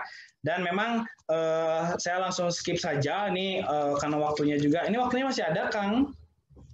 5 menit lagi. Oke, baik. Ya, jadi kalau bicara coding memang tergantung nanti kitanya seperti apa. Yang jelas kalau saya sebutkan dan saya simpulkan bahwa menjadi coder yang happy, menjadi coder yang senang atau coding is fun, itu sebetulnya kita memang harus betul-betul sama-sama ya menguasai anatomi fisiologi, terminologi medis, ya, farmakologi, kemudian juga menyukai tantangan intinya, ya, menyukai tantangan bahwa wah itu momen nih pasti ada kodenya kan gitu ya. Jadi betul-betul kita mencari, ya, mencari. Terus merekam setiap momen yang bisa menjadi kode, walaupun itu hanya joke-joke saja ya, tapi nanti itu bisa melatih kita ya dalam pengkodean. Dan memang nanti juga kita bisa saja merumuskan kode-kode yang dianggap sulit ya. Kita buat pola yang memang nanti supaya mudah dihafal ya. Bukan menghafal kodenya tetapi cara mencari kodenya. Seperti yang tadi yang sudah saya berikan melalui giveaway tadi, sebetulnya itu untuk dibuat supaya kode-kode ini dijadikan rumus ya, dijadikan rumus. Dan memang bagi Anda yang sekarang dinas di coding JKN tentunya harus dipahami selain ICD ya.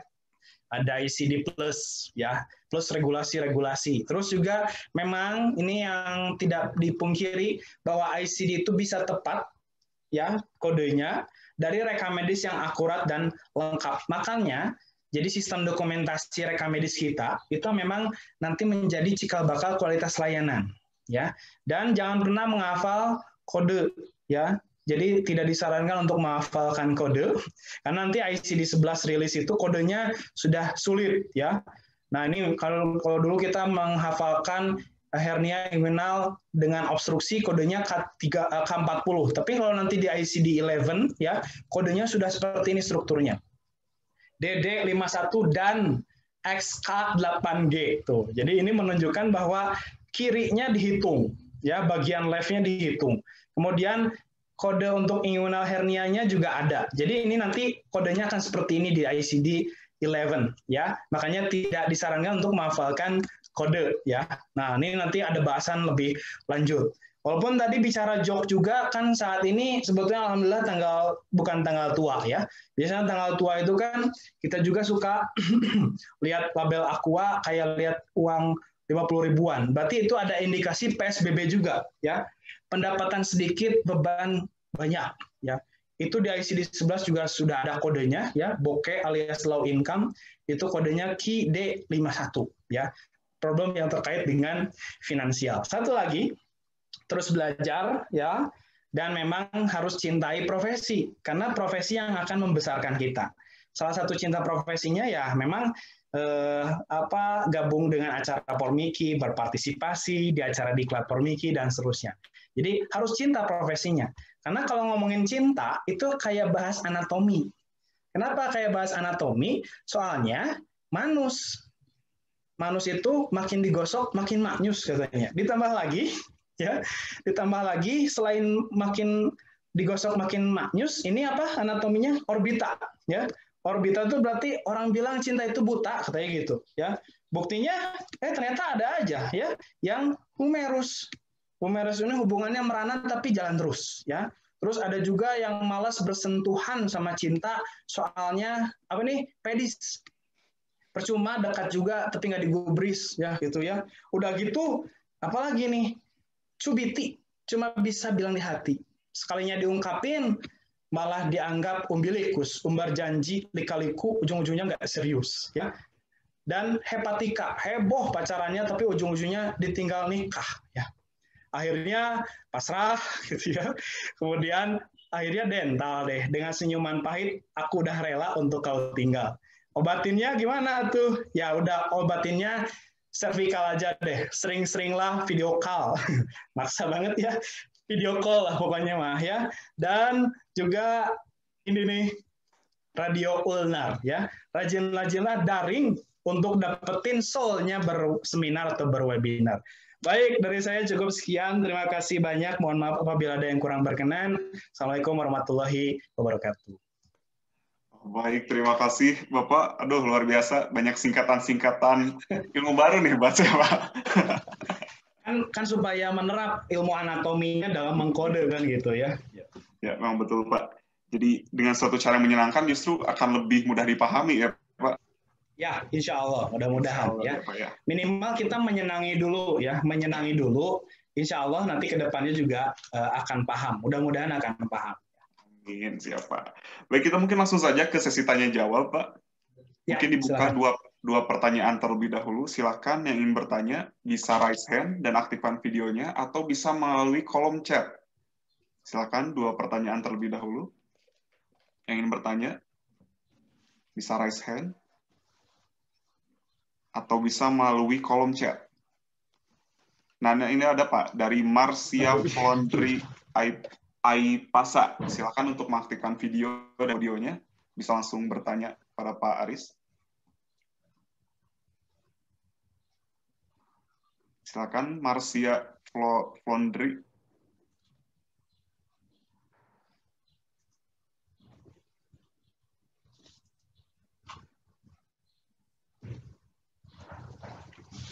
Mana? Marcia, silakan. Atau mau bertanya melalui kolom chat, silakan.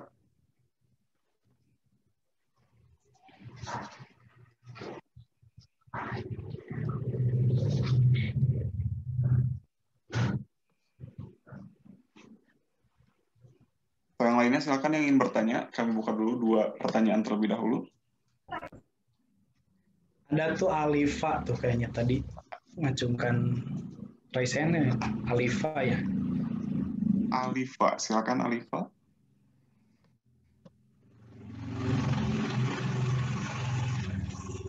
Selamat pagi Pak. Selamat pagi Bu Alifa. Alfa Tiara Pak. Oh, Alfa Tiara ya. Oh, maaf. Alfa Tiara. Ya nggak apa-apa Pak. Ya Pak, ini saya mau nanya tentang coding. Cuma saya sebenarnya belum banyak pengalaman sih Pak ya. Soalnya saya fresh graduate dan belum ya hanya paling pengalaman selama PKL pas kuliah dulu di SA Unggul Pak. Nah memang banyak kasus yang saya dapat ketika ngoding itu Pak sangat kesulitan membaca tulisan dokter dan kan katanya selain baca diagnosa akhirnya coba lihat perjalanan penyakitnya atau keterangan dokter yang lain, tapi kadang memang sama aja tulisannya Pak yang ke depan pun nggak bisa dibaca gitu, jadi kadang bingung harus gimana gitu untuk bisa misalnya kita udah masuk dunia kerja nantinya Pak ya, ini kebetulan untuk persiapan misalnya ke dunia kerja dan gimana Pak solusinya untuk kita yang fresh graduate gitu Pak. Baik. Terus satu lagi Pak, kadang misalnya gini, kita pada saat PKL itu suka udah dikasih sama petugas kodernya ketentuan diagnosa dan kode dan diagnosa dan kodenya Pak. Nah tapi kadang ketika kita cross check lagi di ICD, ada aja yang beda gitu. Nah jadi bingung ini sebenarnya mau percaya yang mana, takut kita percaya hasilnya gitu tapi nggak yakin juga. Menurut Bapak solusinya gimana? Terima kasih Pak. Baik, terima kasih. Ini baru fresh graduate ya, berarti saya nyebutnya apa Mbak Alfa ya? Mbak Alfa Tiara. Oke, Tiara Mbak aja, Alfa dari Esa Unggul ya? Iya, dari Baik, wah, Esa Unggul tuh master coding semua di sana dosennya. Ada Bu Lili ya, banyak lah di sana. Ya oke, baik, terima kasih atas pertanyaannya. Ini sebetulnya lebih banyak ke sharing ya nantinya ya, Mbak Alfa. Jadi kalau bicara kesulitan baca tulisan dokter, sampai saat ini juga sebetulnya bicaranya sama saja ya. Saya juga sama nih kalau bicara tulisan dokter tuh, katanya suruh baca dari awal sampai akhir, tapi awalnya juga udah nggak kebaca kan gitu ya. Nah terus gimana solusinya kalau seperti itu? Kalau seandainya dari awal saja tidak terbaca, diagnosisnya juga sudah nggak jelas, kan tadi saya sudah tampilkan beberapa slide gitu ya, contoh penulisan dokter yang memang tidak terlalu representatif terhadap pelayanannya, yang nggak jelas mungkinnya seperti itu. Nah, kalau di dalam rekam medis, tentunya nanti di profesi, itu ada kewenangan yang namanya mereview rekam medis. Ya, nanti juga tertuang kalau nanti bekerja Mbak Alfa nih, ternyata ditempatkan atau bekerja di rumah sakit, itu ada di dalam standar nasional akreditasi. Di dalam standar nasional akreditasi, itu ada yang namanya kegiatan review rekam medis. Salah satunya adalah keterbacaan tulisan dokter. Dan itu yang menjadi titik concern oleh surveyor Komisi Akreditasi Rumah Sakit. Tentunya ketika tulisannya kurang baik gitu ya, atau tidak terlalu bagus, maka ini nanti yang menjadi titik concern bahwa ini berarti rumah sakitnya belum menerapkan review di rekam medis. Jadi sebetulnya kita sudah dipayungi oleh hukum ya, payung hukum yaitu standar nasional akreditasi untuk terkait dengan kesulitan dalam membaca tulisan dokter. Nah, tentunya itu juga ada yang namanya nanti di dalam rumah sakit panitia rekam medis. Banyak-banyak berkonsultasi. Hasil reviewnya itu kita laporkan, misalnya yang tidak terbaca. Nah, dokter X ini kenapa? Kok tidak tidak terbaca tulisannya, atau memang tulisannya tidak pernah bisa dibaca gitu ya. Banyak case-nya juga. Biasanya kaum spesialis yang sudah senior rata-rata begitu, Mbak Alfa. Di tempat saya juga begitu ya. Dia waktu awal masuk tulisannya masih bagus, tapi ternyata sudah bekerja 10 tahun, nah tulisannya juga akhirnya menurun kualitasnya ya. Nah, jadi ada kegiatan review rekam medis ya yang bisa dilakukan. Itu tertuang juga di Permenkes 55 tahun 2013 ya. Itu salah satu kewenangan kita juga. Termasuk nanti di dalamnya di standar profesi juga itu menjadi tugas kita. Tugas rekam medis bahwa apabila ada tulisan rekam medis yang tidak baik atau tidak terbaca, nah itu harus kita laksanakan analisis atau review. Ada analisis baik secara terbuka atau secara tertutup. Kalau tertutup kan nanti dilakukan pada saat pasien sudah pulang. Ya, pada saat pasien sudah pulang itu dilihat, dicek. Nah, kalau seandainya tidak terbaca itu masuk ke dalam laporan yang rekam medisnya tidak terbaca. Syukur-syukur bisa dilaporkan dokternya siapa. Nanti ada pendekatan supaya manajerialnya juga mengambil keputusan seperti apa.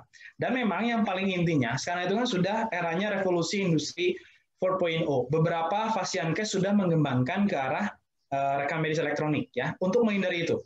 Nah, kalau sudah rekam medis elektronik, maka ketikannya itu kan seragam ya, hurufnya misalnya Arial. Tidak seperti yang tadi tuh, tidak jelas gitu ya. Sandi rumput kah gitu kan, karena nggak tahu ya Mbak Alfa. Nah ini nanti bisa menjadi case yang diajukan bahwa kalau tidak terbaca itu menjadi dasar untuk pengambilan keputusan. Itu pertanyaan pertama. Terus pertanyaan kedua terkait dengan diagnosa yang sudah ditetapkan gitu ya. Kalau saya bilang itu primbon. Perimbon gitu ya. Ya tidak hanya di tempat PKL-nya Mbak Alfa saja. Di tempat saya dulu juga sama ya. Beberapa coder itu membuat perimbon. Jadi misalnya contohnya hipertensi kodenya I10. Kemudian diare kodenya A09. Nah, tapi tidak melihat ini hipertensinya ada komplikasi dengan apa. Kemudian diarenya apakah ini pada ibu hamil apakah kasusnya neonatal, kan tidak jelas ya. Nah, kalau seandainya sudah di paririmbonnya lengkap sih tidak masalah ya. Kalau diare ibu hamil misalnya ya, kodenya O sekian. Nah, kalau seandainya sudah seperti itu tidak apa-apa ya, tetapi memang saya tidak menyarankan si paririmbon itu ya, catatan atau kamus pintarnya itu dijadikan acuan untuk pengkodean. Bagusnya memang itu direview terus ya, tidak apa-apa punya juga, tetapi direview apakah sudah benar kode yang sudah ditetapkan tadi ya, karena saya hanya menyarankan buku pintar sesungguhnya itu hanya ICD. Karena sudah disepakati secara internasional ya, walaupun ada kode-kode yang memang suka lupa gitu ya, nanti carinya seperti apa, lebih baik cara pencarian kodenya daripada menuliskan langsung kodenya di sana ya. Itu saran saya Mbak Alfa nanti ke depan ya. Jadi sebetulnya kita bisa lakukan juga, ada lagi nih, audit ya, audit coding. Audit coding itu bisa dilakukan pada saat nanti para coder yang sudah ya menjadi rekan kita gitu ya, apakah hasilnya tuh sudah tepat atau belum ya. Tentunya audit ini harus melibatkan juga yang sudah senior ya, yang sudah punya kemampuan tinggi terhadap coding. Nantinya hasil-hasil kodenya apakah sudah sesuai dengan diagnosis yang ada, itu juga sama, itu dilakukan juga berkala, itu lebih baik juga ya. Nanti juga masuk ke dalam standar kompetensi kita. Nanti ke depan itu ada SKKNI, Standar Kompetensi Kerja Nasional Indonesia ya, yang akan ditetapkan Permenaker, sehingga nanti PMIK itu harus juga bisa mengaudit di dalam kodifikasinya kalau seandainya ditemukan adanya kesalahan ya. Jadi kalau tadi review rekam medis, ini nanti review khusus terhadap codingnya. Ya, kurang lebih seperti itu ya, Mbak Alfa Tiara dari Esa Unggul ya. Terima kasih sudah bergabung dan sudah sharing-sharing pengalaman dari ilmunya. Iya, terima kasih juga Pak untuk jawabannya. Iya, sama-sama. Pertanyaan selanjutnya ada di chat nih Pak, dari iya Pak, di Lutfi, sebentar. Pertanyaan paling atas. Lutfi Muhammad ya. Iya, Lutfi Muhammad, Pak. Oke. Ya, baik. Ini ada pertanyaan juga ya. Jadi, izin bertanya, apa yang membedakan kode ICD COVID ketika di laporan SIRS online harus B34.2 dan coding ICD U07.1. Oke, baik. Ya, ini menarik banget ya, menarik. Ini memang lagi pandemi ya. Nanti juga kalau seandainya Kang Lutfi ikutan workshopnya, ini juga nanti bisa dikonsultasikan ya. Sebetulnya gini, untuk kasus COVID itu memang nanti dibagi ada dua kan tadi, ada dua kepentingan yang berbeda di dalam penggunaan coding ICD. Yang sekarang paling mencolok adalah coding untuk statistik, untuk pelaporan, dan coding untuk klaim. Itu saja dulu yang kita angkat ya, 2 poin itu dulu. Nah, ketika poin itu muncul, misalnya untuk statistik, sebetulnya dilaporkannya yang mana untuk kasus COVID?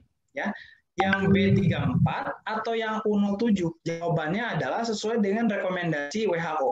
WHO langsung sudah merilis ICD-10 versi 2009, yang tadi slide-nya juga saya tayangkan ya, ada kode U07 ya, ada U07 titik sekian, nah itu dilaporkan sebagai kasus COVID apabila untuk kepentingan statistik. Nah, sebetulnya saya juga pernah konsultasi, apa sih bedanya COVID-19 dengan coronavirus disease yang punya kodenya B34.2? Sama atau beda kan gitu ya? Kode corona dengan corona yang 2019. Ternyata itu berbeda ya. Cuman ada cumannya nih, ada cumannya. Karena di dalam pengklaiman kita, ICD yang digunakan adalah edisi 2010 sesuai dengan Permenkes 76 tahun 2016 ya. Di sana dikatakan bahwa kode yang digunakan, ICD yang digunakan untuk pengkodean penyakit itu menggunakan ICD-10 versi 2010. Ya, itu dulu satu. Nah, sementara kalau kita lihat database-nya, kalau dibongkar ICD-10 2010 berarti kan 10 tahun yang lalu sekarang ya. Apakah ada kode COVID? Tidak ada. Nah, supaya si rumah sakit ini bisa mengklaimkan, maka disolusikan oleh pemerintah kita, dibuatkan Kemenkes 446 tahun 2020, koreksi kalau saya salah ya. Nanti di situ ada tahapan apa sih yang nanti dilaporkan pada saat pengklaiman kasus COVID-19. Kalau dia terkonfirmasi, maka kita boleh mengkode yang kasus coronavirus disease yang memang belum tersedia kode U-nya. Tetapi untuk kepentingan statistik, ya di Search Online yang sekarang juga sudah rilis, di situ ada di pelaporan COVID yang masih versi 1, tapi kemarin saya ikut pertemuan desk itu katanya yang versi 1 akan dihapus. Ya, di sana menginput data individual pasien dari mulai masuk sampai dengan keluar, statusnya apa? Apakah discharge atau terkonfirmasi atau apa? Ya, nah nanti di situ muncul ada kode U-nya. Nah, sarannya gimana? Apakah kode B atau kode U untuk kasus COVID? Kepentingannya statistik. Kalau ini, menurut saya sesuai dengan anjuran WHO, yaitu kode U07.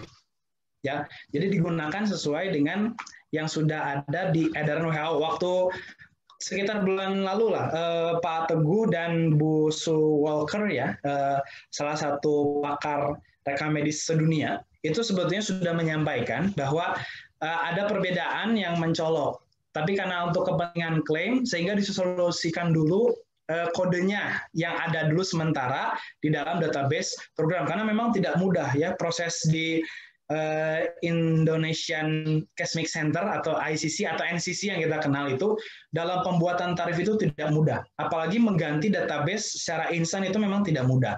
Berarti kan kalau mengganti database secara instan memang idealnya harusnya U ya. Tapi ternyata pas di input kode U-nya nggak ada atau tarifnya memang diarahkan ke kode yang B yang sudah tersedia. Ya sudah, kita akan terima dengan apa adanya sesuai dengan peraturan yang berlaku saat ini ya, terutama untuk kasus-kasus pengklaiman ya yang B atau yang U. Tapi kalau kepentingan statistik saya rasa nanti tadi siapa yang bertanya deh? Lutfi ya. Pak Lutfi nanti bisa mengarsipkan sebaiknya kalau nanti ditanya U07. Nah, gitu ya. Nanti pada saat ditanya oleh direktur rumah sakitnya, berapa sih kasus COVID tadi itu? Ya, nanti tinggal dimunculkan kode U-nya. Makanya kenapa saya juga di tempat saya bekerja itu mendesak bagian SIM RS-nya untuk menambahkan database baru di dalam pengkodeannya ya supaya tertracking di SIM rumah sakit bahwa kasus COVID itu banyak, kemudian nantinya dilaporkannya sesuai dengan klaimnya. Jadi nanti dikomparasikan klaim kasus terkonfirmasi misalkan ada 5. Di inputan data di dalam SIM RS itu ada 5, berarti klop. Ya, jadi jangan sampai nanti tidak klop. Makanya kenapa tadi di dua perbedaan kepentingan tadi kita ambil jalan tengahnya saja. Ya, beberapa rumah sakit ada yang mengkodenya 2 kali, ya, coding untuk klaim berbeda dengan coding untuk statistik. Ya, termasuk tempat saya. Di tempat saya juga begitu.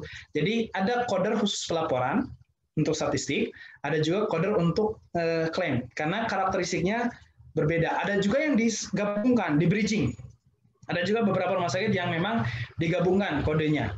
Terus ada juga yang ngeluh saat itu, Pak, di tempat saya 10 besarnya Z09.8, Pak, nomor satunya, kan gitu. Karena digabungkan dengan coding claim, ngambil data untuk statistiknya digabung dalam coding claim. Makanya di sini memang perlu kita kenali juga tadi yang saya sampaikan bahwa di dalam dalam pengkodean saat ini itu dalam pengkodeannya tidak hanya mengandalkan ICD-10, tetapi kalau untuk klaim itu ada regulasi tambahan. Ya, contohnya misalnya dokter menuliskan anemia, biasa kita kode normal ya anemia. Tapi kalau menurut aturan coding klaim yang sudah ditentukan, anemia itu harus standar WHO, terus harus ada transfusi darah, sehingga kalau nanti ada anemia tidak perlu dikode kan begitu. Ya, di dalam coding klaim begitu. Tapi kalau seandainya dokter yang menuliskan anemia, kalau di coding statistik kan kita kode saja, tidak melihat resource. Makanya di sini ada karakteristik yang berbeda sehingga kita harus memaklumi ya. Makanya di tempat saya mah dibedakan gitu ya proses codingnya. Ya kurang lebih seperti itu untuk pertanyaan dari Kang siapa ya tadi? Lutfi ya. Atur nuhun, terima kasih. Oke, baik, terima kasih Pak. Jadi untuk yang menonton ataupun streaming melalui kanal YouTube bisa mengajukan pertanyaan di kolom chat. Silakan. Tapi ini sudah ada satu masuk pertanyaan Pak di kolom chat YouTube dari Abraham Kikon. Katanya Pak, kalau penyakit pasien ada 5 diagnosis, mana yang lebih utama diangkat untuk menjadi diagnosis utama? Oke. Ya, oke, baik. Terima kasih. Menarik sekali ya. Kalau ada 5 diagnosis pasien, mana yang diangkat sebagai diagnosis utama? Baik ini. Esensinya, penentuan diagnosis utama itu bukan kita, bukan profesi praktisi medis, tetapi dokter yang merawat atau DPJP. Ya, ketika dokter menentukan ada 5 buah diagnosis gitu ya. Misalnya contohnya nih, hipertensi, gagal ginjal, gagal jantung, dan lain sebagainya. Nah, nanti ditanya, mana sih yang lebih utama? Nah, kita kembalikan dulu ke definisi mengenai diagnosis utama. Ya, menurut WHO, tadi memang saya skip ya, saya skip. Tapi nggak apa-apa, nanti dibaca lagi ya. Menurut WHO, ataupun nanti menurut Permenkes 76 2016 juga, di situ disebutkan, diagnosis utama itu, yang kasarnya begini, yang menjadi inti pokok si pelayan kesehatan atau dokter atau siapapun fokus terhadap si diagnosis tersebut untuk diobati. Ya, jadi sebetulnya esensinya ada 3 nih diagnosis itu ya, yang ditegakkan pada akhir masa episode.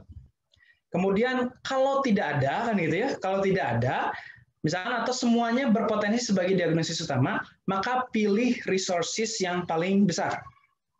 Itu dulu 2. Yang ketiga, kalau seandainya nih tidak bisa ditentukan mana diagnosis utama, lalu ada gejala yang timbul di situ, gejala pun bisa menjadi diagnosis utama. Itu dulu yang menjadi framing literasinya dulu ya di situ. Nah, nanti pada saat pengkodean teknis ya, akhirnya kita menemukan ternyata si dokter itu menuliskan banyak sekali diagnosis. Di dalam aturan pengkodean, sebelum kita menentukan mana kode utama, mana kode sekunder, kita harus ikuti dulu aturan. Misalnya contohnya, salah satunya coding kombinasi. Misalnya kan gitu, ya, coding kombinasi. Apakah nanti kelima diagnosis ini jadinya 5 kode, kan gitu? Ataukah bisa jadi 3 kode? Atau bahkan jadi 1 kode? Kan gitu ya, ini yang paling menarik. Ini kalau saya boleh izin sharing saja, izin sharing terkait dengan ICD saja. Ini memang ICD itu menarik banget ya, menarik banget. Untuk kita sama-sama kaji. Oke, ICD-nya saya tampilkan. Nih misalnya ya, kita mencari misalnya contohnya, ada 2 diagnosis yang tadi saya contohkan. Gagal ginjal, misalnya gitu ya. Otomatis dari ICD-nya dicari melalui failure, kemudian nanti ke kidney bisa, atau ke renal juga bisa. Ya, renal. Ini kita contohkan yang 2 diagnosis saja. Ya, didapat kodenya N19, kan gitu. N19. Kemudian nanti ternyata si pasiennya ada juga hipertensi. Hipertensi kita cari I10 kan gitu ya. Nah, ini ceritanya dicari di indeks hypertension itu I10. Nah, ini 2 diagnosis ya, hipertensi dengan gagal ginjal. Tetapi, nah ada tetapinya nih. Ternyata di dalam pengkodean itu ada aturan main.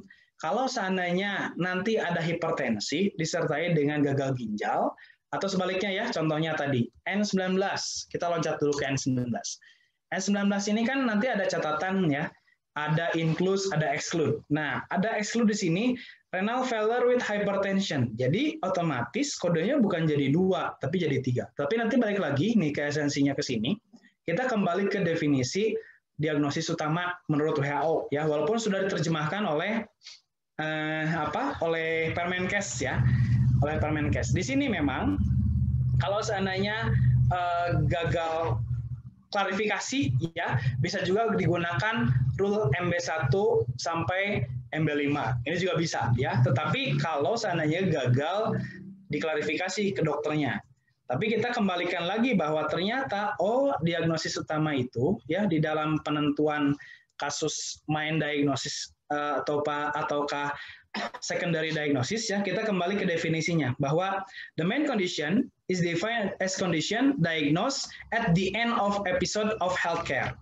Berarti kan tadi ya 1 ini ditegakkan pada saat akhir perawatan ya, yang menjadi titik fokus dia treatment atau investigation.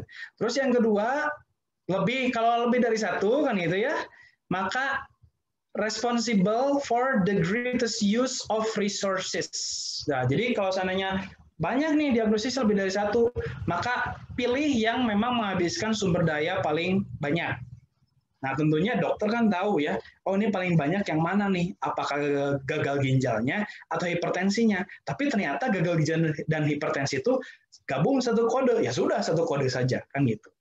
Nah, bahkan ada lagi yang ketiga yang tadi saya sampaikan, if no diagnosis was made, ya, kalau tidak ada diagnosis yang dibuat, bisa juga kita menggunakan atau mengkode symptom atau abnormal finding, ya, penemuan yang abnormal, misalnya hasil cek labnya belum dinyatakan dia DM, tapi ternyata ada elevasi si gula darahnya, bisa juga kita pilih sebagai diagnosis utama. Jadi dikembalikan ya bahwa sebetulnya yang bertanggung jawab menegakkan diagnosis utama bukan kita, tapi nanti dalam soal pengkodeannya kita ikuti aturan yang berlaku. Ya, salah satunya adalah combination code yang tadi, melihat apakah ini ada includes atau ada exclude-nya. Ya, kurang lebih seperti itu tadi pertanyaan yang dari YouTube ya, Terima kasih.